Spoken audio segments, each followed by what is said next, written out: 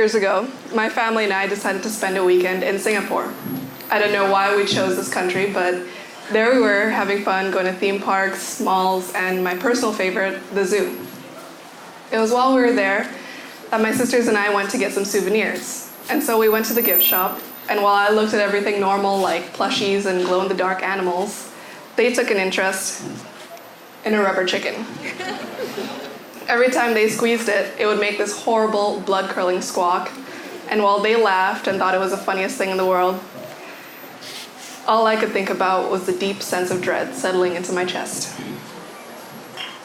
A few minutes later, we sat outside and decided to get a few drinks and snacks. And my sister showed my dad this rubber chicken. After he tested it once, he thought it was the best purchase we had ever made and wanted to get 5 more to give to his friends. He started squeezing it over and over again and laughing, and everyone was having fun around the table. But I was slowly sliding down my seat, trying to make myself as invisible as possible. My heart was racing, my breathing was gone, my anxiety was at an all-time high, and my mind was in a bit of a kerfuffle. At the time, I didn't understand why this was happening to me, why my body was reacting in such a way to something as small as a rubber chicken. But it wasn't the only thing that I was afraid of. I couldn't ask for ketchup on my own. I couldn't go to the bathroom by myself. And each and every time I had to leave the house, I would check to make sure I locked the gate at least 10 times, because my brain would always convince me that I hadn't done it right the first time. And even then, I still didn't understand why my heart rate would pick up every time I walked by a group of laughing people, why I could never signal a waiter and make my order, or why I could never use an ATM on my own, despite the fact that I had seen many people do it and had done it many times myself. It wasn't until a few short years later that I learned the word that would define my whole Greenstone: anxiety. Anxiety happens when your brain thinks that it's in danger. It's triggered by negative thoughts, the what-ifs that we can't control, or excessive worry like that cut on my ankle might get infected, or my most recent headache is brain cancer.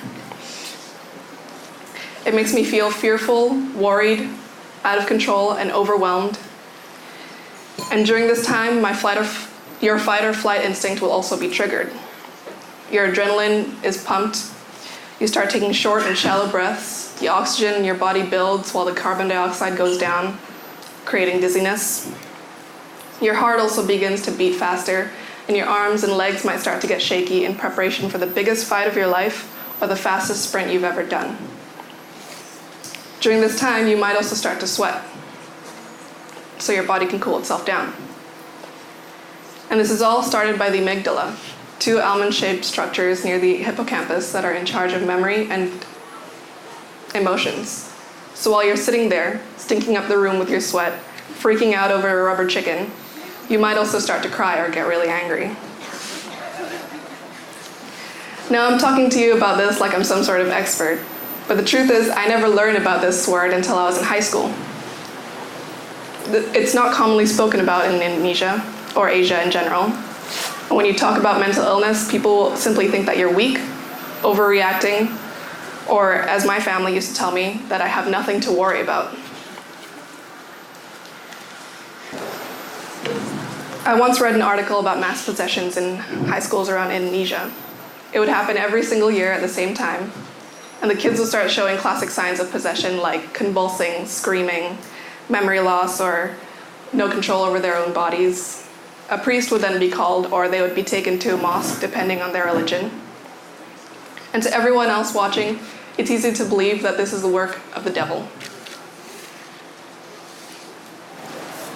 But studies done by the University of Indonesia and the Catholic University of Central Java have shown that they're simply displaying signs of dissociative identity disorder, brought on by the extreme stress and anxiety from their exam season.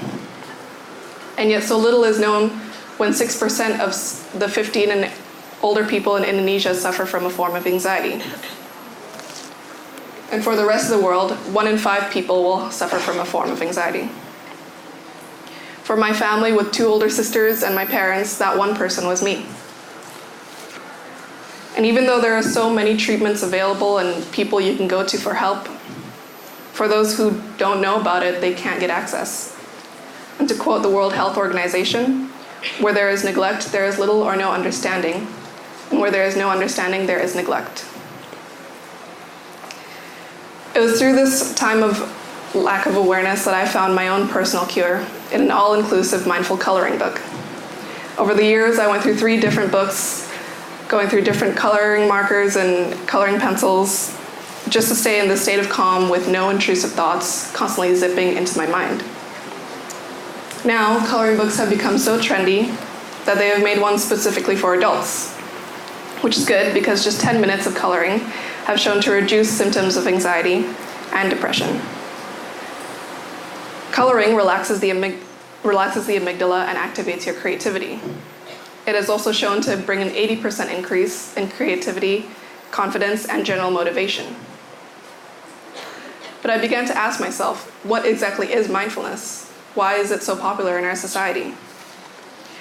I remember every time I was talking to a stranger, I'd have to explain to them, oh, our school has this gong that goes off at 2 p.m. and we all have to take a deep breath. They'd always ask me the same question, why?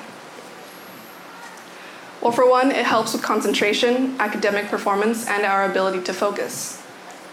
It reduces the symptoms of anxiety and strengthens the connection between the amygdala and the prefrontal cortex, the part of your brain that's in charge of the decision-making. So instead of having a complete mental breakdown, you're able to calm yourself down and make a better decision and therefore a better mental health. As I went through this little coloring journey, I began to dig deeper into my own mind. I knew with the society that I had around me at that time, I wouldn't be able to get the professional help that I would need. During this time, I would always push my anxiety away or sweep it under a rug or stuff it into a pillow. We all know that at the end of the day, that pillow will burst. Instead, I decided to start inviting my thoughts in. I created a little corner and a personality for my anxiety, and every time it started to speak up, we'd go through each and every problem and find a solution for all of them. Little by little, I started to notice a change in myself. I was getting less nervous. I could order food on my own and even go up to the counter and ask for some ketchup. And this year, in honor of my Greenstone, I decided to take these conversations out of my head. I found that I would tell people whenever I was feeling anxious or worried and why. And through these, I learned new perspectives, ideas, and opinions, and I was able to somewhat normalize this idea of mental illness around my immediate community. People around me began to open up about their own struggles, and people also became keen to help me during my own bad times. And people who I didn't even know had anxiety decided to open up to me about it. The community that I once thought to be so clueless and sort of hateful about this idea became so opening and welcoming about it. But my most important discovery was one that I had known all along, is that healing takes time. Mine only began when I discovered my anxiety, and even to this day, I'm still working on it. Everyone has a different body, a different mindset, and a different upbringing. And so we should all take our own time, while also remembering that each person's journey is unique. And while we might relate to some types of anxiety, everyone's experience is individual. During this time, we'll all have our ups and downs, days where we feel like giving up, and days where we feel like we're the bravest person on the planet. And like any other illness, you might need to take medication. But as everyone else around me used to tell me, just take your time and let yourself heal. So why not do the same with your mind? I came to this discovery a few weeks ago when I decided to go on a hike.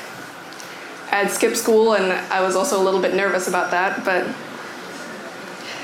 and I had also done this climb many times before. That day it felt extra challenging. Everyone approached the climb differently. Those with a positive mindset made it to the top very easily, but those who were feeling a little down, like me, struggled. Every single step I took, I wanted to give up.